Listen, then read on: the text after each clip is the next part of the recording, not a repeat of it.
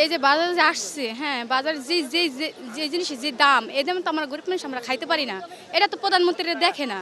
যদি দেখতো তাহলে আমাকে এই কষ্টটা লাগতো না। যদি তয়তারকে যেন একদিন না খাই তাহলে প্রতিদিন 200 টাকা 300 400 টাকার বাজারে। এতে তাও তো কিছুই হয় না। প্রতিদিন একদিনের বাজার কিছুই হয় না। এই যে মনে করেন যেটা লম হেডেই প্রচণ্ড দাম। 100 টাকার নিচে কোনো তরকারি নেই। যে দোকানে যায় সেই দোকানে একই দাম। এটা যদি প্রধানমন্ত্রীরা দেখতো তাহলে আমাকে মনে করেন ইটা লাগতো না। যদি একটু কমাই দিল তাহলে মানে আমরা গরিব মানুষ একটু চলতে পারতাম খেতে। এটা ডিমের দামও বেশি। ডিম আগে আমরা 270 টাকা নিছি 30টা, এখন 300 টাকা।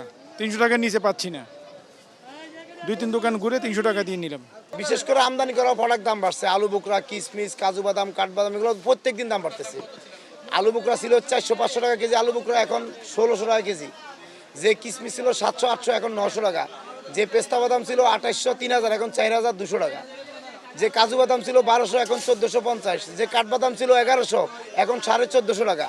আমদানি করা প্রোডাক্ট প্রত্যেকদিন দাম বাড়তেছে। মশলা যারা আমদানি করে, যারা এলসি করে, তারাই দাম বাড়াইতেছে। যুদ্ধের প্রভাব দেখাইতেছে, জ্বালানি তেলের সংকট দেখাইতেছে, দাম বাড়াইতেছে প্রত্যেকদিন। এলাচির দামটা, জিরার দামটা ঠিক আছে। জিরা 600 টাকা কেজি, ভালো মানটা 650 টাকা, 700 টাকা আফগান ইন্ডিয়া।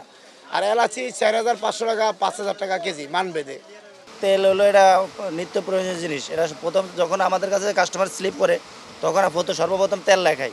কিন্তু তেল লেখাইলে আমরা তেল দিতে পারি ঠিক আছে, কিন্তু যারা ডিলারের কাছ থেকে আমরা 10 কার্টন তেল নিলে এর সাথে সরষের তেল, আটা, ময়দা এই আইটেমগুলো অ্যাড করে আমাদেরকে তারপরে 10 কার্টন তেল দেয়। এবার আপনি সরাসরি যারা ডিলারের কাছ থেকে 10 কার্টন তেল পাই না। 10 কার্টন তেল নিতে হলে সাথে আরও কিছু অ্যাড করে তারপরে নিতে হয়।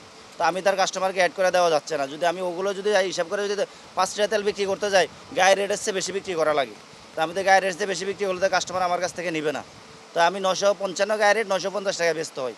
কিন্তু ডিলারের কাছে আমরা এক কথা শেষ জিম্বিয়াস। 10 কার্টন তেলের কথা তেলে লেগে গেলে ডিলার অন্য অন্য আইটেম নিতে হবে, তারপরে তেল পাবেন, না হলে তেল পাবেন না। সরবরাহ আগের মতো মানে এখনও ঘাটতি আছে। আমাদের দৈনিক তেল লাগবে 40 কার্টন, আমরা তেল পাই 20 কার্টন। এখনও 20 কার্টন তেলের ঘাটতি আমাদের পার ডে থাকে। পর্যাপ্ত পরিমাণ তেল এখনও পাই না আমরা। আমদানিকারক যে পণ্যগুলো ওগুলোর দাম সব কিছু ঊর্ধ্বগতি।